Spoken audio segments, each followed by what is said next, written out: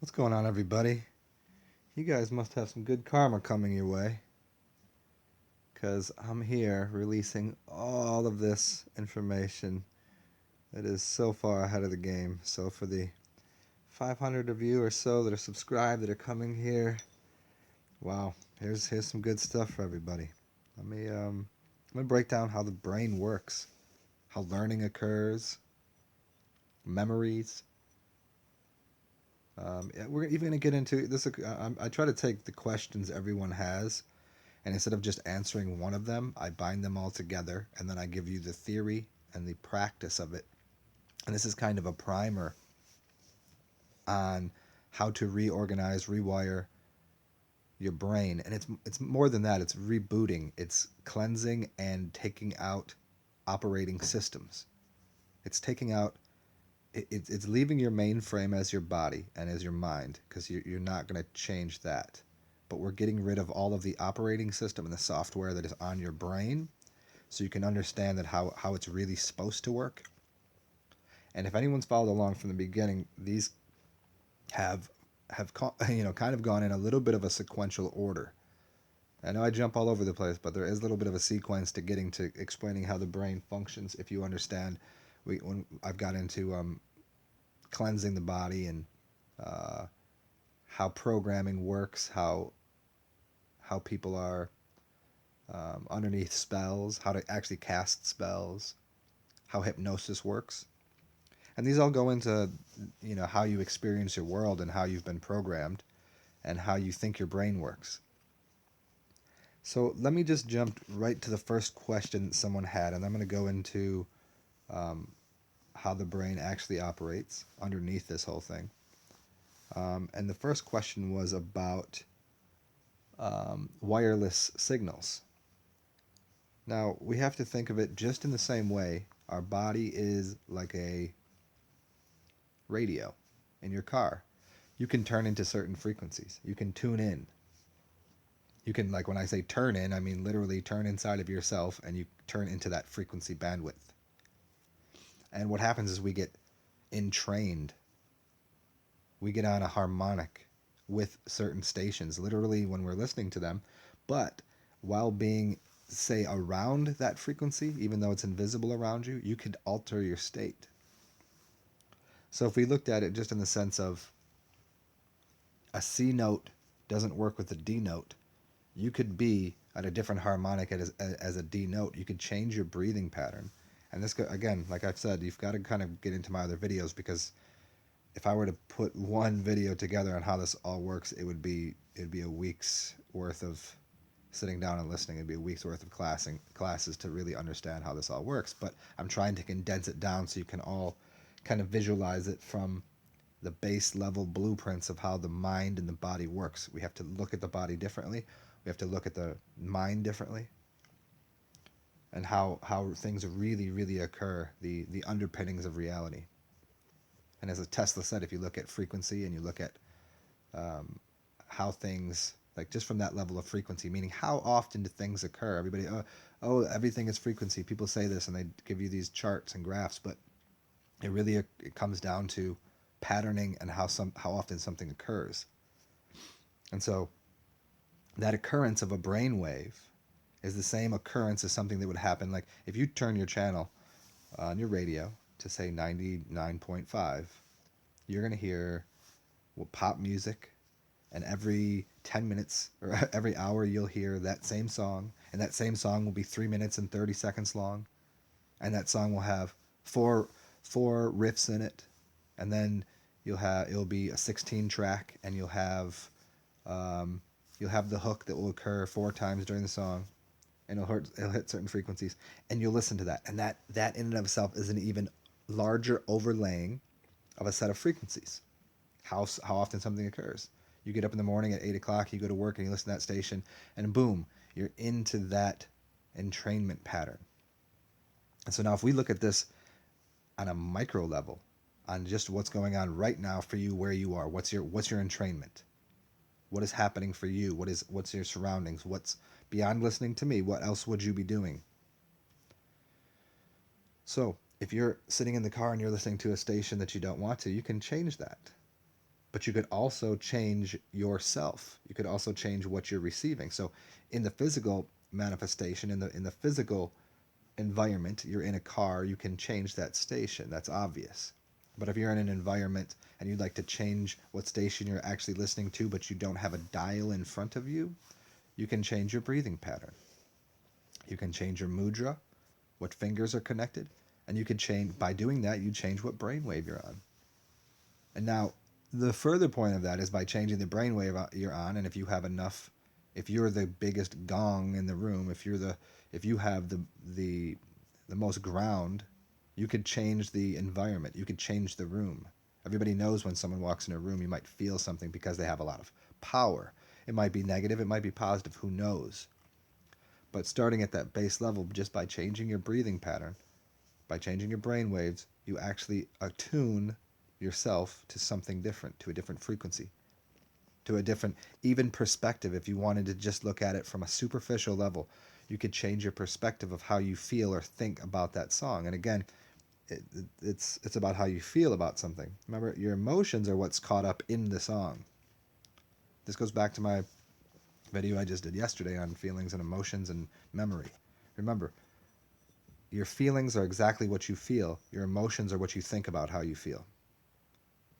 And it's connected to the future and the past. So by changing the state that you're in your brain waves, you no longer are attached to that wave, because it's a wave particle duality. Remember this. The wave is the emotion and the particle is the feeling that you have in the moment. And so you can change the particle that you are, meaning to not be entrained within a certain set of vibrations and frequencies, and step outside of that and look at those from a different place. Then no longer are you caught up in the emotional aspect of what those harmonic resonances are. And then you're looking at it from a point of reference, from a third party standpoint, meaning that then you become an observer. You become, that slit experiment, there's a wave and a particle. You become the particle that looks at the wave. And that particle is the feeling of the thing, and the feeling, and the wave is the emotion. And you can get into emotions if you like. There's plenty of reason too. There's plenty of reason to be on the wave and participating in that in the present moment. It's binding those dualities. It's the whole idea of why people love surfing, because when they're surfing, they are their own particle, and they're actually on the wave, and so they're present in their feelings, and they have no emotions about it, but they're feeling the emotion and the feeling all in one. And so I know that's taking it down the line and the furthest point of this, but that's everyone's goal in life. And by doing that, you collapse memory, which means water and light. Mem-ori comes of the Hebrew words water and light. And so it's collapsing that down to a present moment, so you can pull your memory with you through that wave, through death, through life, and you can pull it anywhere you want. And you've contained the wave within the particle that is yourself. And so what does this all have to do with what's going on with the 811 megahertz that's occurring around you? And then you've got the telephone that's on the whatever 900 hertz, and you've got the television, you've got all these signals around you. Well, if you wanted to do the math on it, you could. I'm not going to do that right here. It just seems, getting into all the mathematical science of it, there's plenty of people out there that can do this, and the work is pretty simple. You just look at the harmonics and you say the C note is 528 hertz, and then the next level up it's 630 whatever. I don't know what the numbers are off the top of my head, but then you get to the point of, okay, there's something that's on that that runs analogous to that is the next level up in the next octave. And then you get into the smells, and you get into the sounds, and you get into the colors, and they all have a value, a frequency to them. And so if you have all of these frequencies around you, all you do is change your brainwave. All you do is change your frequency. And then all of a sudden, you're not affected by it. Your brain is no longer entrapped, and controlled, and manipulated. It's no longer harmonized. It's no longer hypnotized by a set of frequencies. So getting into this next idea here about memory and how to learn and what your brain really is, you think in pictures. That's all. All the world is image, and those images that you have are of matter and energy. Those are images, and that quality of that energy is really, it's why you can close your eyes and think about something, and you can think about the feeling, not the emotion. You can think about the feeling of how hard a piece of granite is. You can run your hand along it. You could feel that. And you could equally run your hand across a shag rug and feel that. And you feel the both of those things, yet you're not doing those. So there's the quality of that. There's the quality of what's occurring. So that's what you have in your mind. And you play that out here in 3D, which is the present moment, which you get from your astral body, from your second self, from outside of body, and you put it here, and that's advanced level. But as you're experiencing it right now in your mind, you experience these feelings that you have of your imagination, which is your matter, your energy, and the quality of it. So by using your mind from the point of looking at images, knowing that the words are, this is why words can become confusing and why you can trip over them, why they're stumbling blocks at times, because people are trying to look for words. They're trying to use words. But the word is only a delivery system for an experience. It's a story. It's always a story, and words can only give you an analogy for what the matter, the energy, and the quality is. You can have gnosis and you can have experience. You can have all of these things inside of you, and there's no way to really convey that to someone.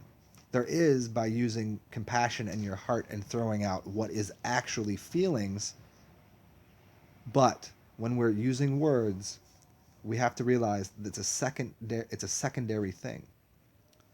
When they say in the beginning there was the word, that's not completely true. In the beginning there just was you, but then the beginning meaning the beginning of the story, the beginning of memory. So to transfer memory to someone, there's a few ways to do it, but the technique that we use in this reality comes about through the use of words. You could do it by touching someone. You could do it by never saying a word, and that's next level stuff, and that's actually original level stuff. That's ancestral stuff. It's what a baby does. You know exactly what a baby's going through, what a baby's feeling, what a baby wants, but there's no constructed language. It's all an organic, feeling based system. But then we put this in the beginning. There was the word. No, the beginning of the story, so that we could all come together in a mass agreed upon hallucination of a storyline that we put together using language.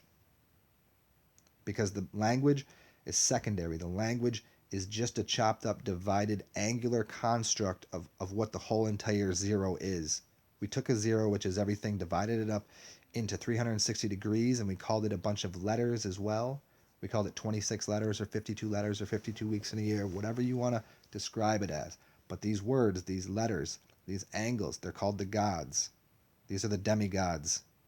These are the secondary units of information that we use to describe something.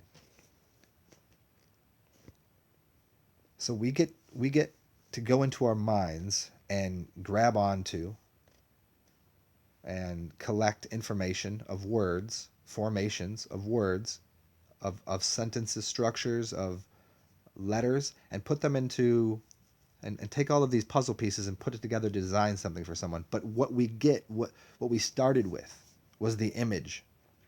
And by re-familiarizing yourself with the actuality of how you experience the world through picture and through feeling about those pictures, the images and the feeling that you have, by immersing yourself and understanding what that is, then you can go to the next level. But if you don't know that that's where the world starts, that's where your experience is, that's where you can draw from. Until you get to that point to be able to draw from that, then there's nothing you can share. There's nothing you can do. This is why people have a hard time speaking, because they're trying to use the language, thinking the language is the thing.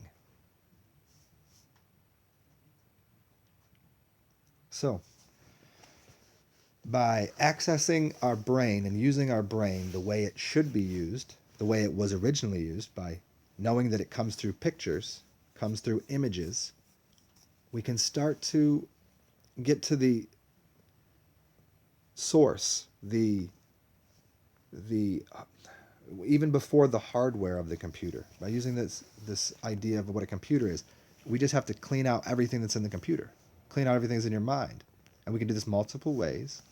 And it's not just about going and doing memory exercises and doing all of these visualization things, because these visualizations, as good as they are, as good as these ideas are, if you don't have a clean board, if you don't have a blank slate, if you don't have a still water, if you don't have clean water, meaning if you look up at that board and when you're in third grade and the teacher has writing all over it and they go to write more on it, wow, how could anybody decode and see that? How could you? It would be confusing. And so in your mind, you have a bunch of words and language and programs and software that have already, you know, overtaken, overrun the system. They're all loaded up. And when you need to reboot everything, and to do that, you need clean water. You need to clean your brain out. So this idea of even what Alzheimer's is and what happens to the brain and short-circuiting ideas in your mind through the salts and heavy metals that are in there.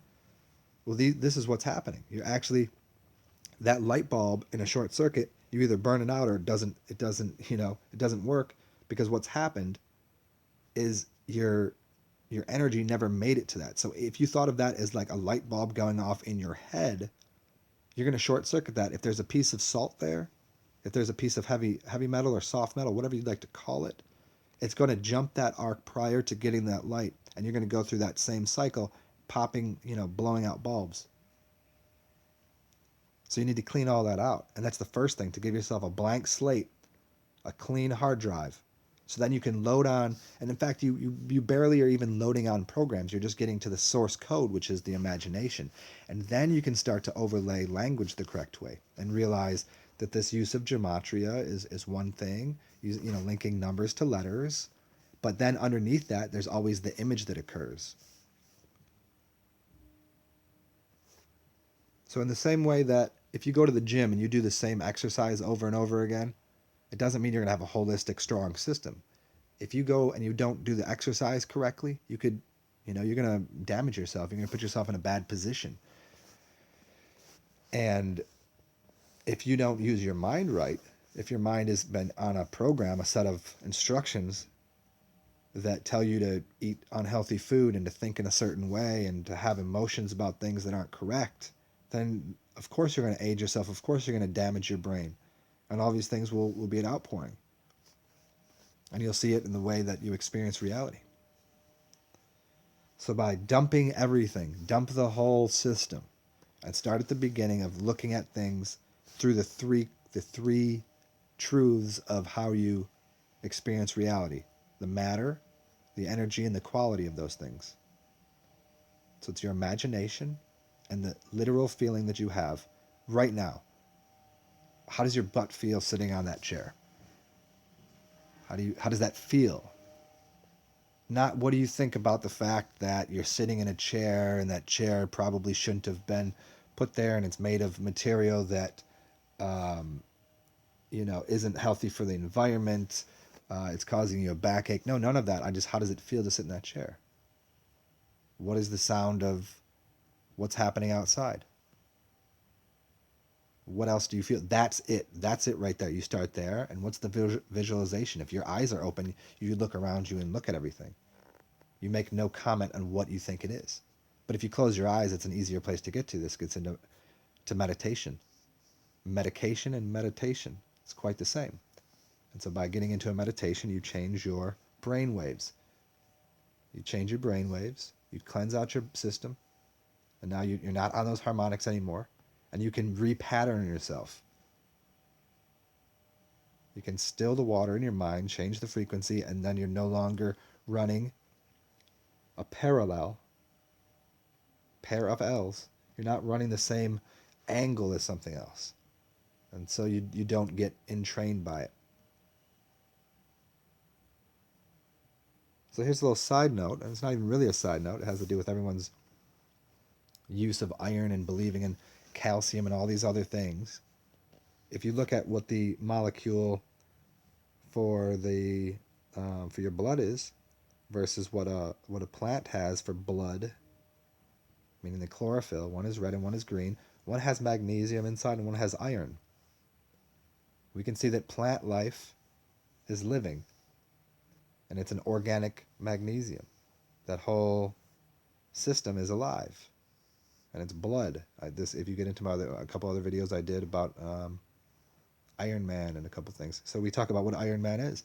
Iron is magnetic. Iron can be pulled by the moon, by magnets. Iron rusts.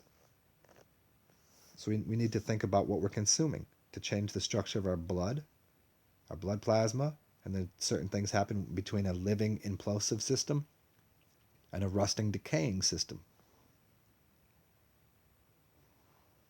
So, in closing here, I hope this was a good exercise, a good rebooting of the way that you think about what your brain is, what your body is, and how you experience reality. And from here, I'll get into what we can do to start to retrain your brain properly. And along this path, you're going to need to unload, detox, and get rid of what's in there already in a physical format. And then by getting rid of the physicality, the memory, the ghost of it will vanish as well. The thought of it will vanish as well. And so we'll start to rewire and reboot and reload programs into your brain that will allow you to learn at a faster rate, because you'll be learning from your senses. You'll be learning from your feelings. So if you learn from sensing and feeling, rather than learning from rote learning and repetition, meaning to learn in a way that just patterns something in until it becomes a record, a record, so it's got a divot in it, and so that's just there. By learning through senses and experiences, you're actually learning in real time, and you're learning in a very fluid way that allows the water to be what it should and the light to be what it should, rather than grinding in pattern recognition into the brain that literally serves as closed circuits through salts and metals to turn your brain into something that looks like an Alzheimer's patient. By putting, and anybody that's got Alzheimer's, by flooding your brain with water and getting the heavy metals out of it and doing exercises and getting out in the sunshine, you can reverse these things. And you can get outside of the ideas that are clogging up your brain, that are causing it to, as salt, everybody knows, if you put salt on meat, it preserves it by pulling out the water. It dehydrates it. So someone has Alzheimer's. Their brain is dehydrated. It's sucked all the liquid out of it, just like the rest of your body. And so you've short-circuited things. So by getting out of that and getting into the organic way of learning through feeling and through experience of something, and by hydrating your brain, your brain stores memory inside of the water, and the water is the containment vessel for the light, and it's fluid, and it can go anywhere and move. But if you put a piece of salt in there, and you want these little digital systems to control and Archon and architect your brain, there's no fluidity, there's no movement. It will rust. It will decay. So this is about moving to an organic variety of learning. Hope you guys enjoyed this. We'll chat soon.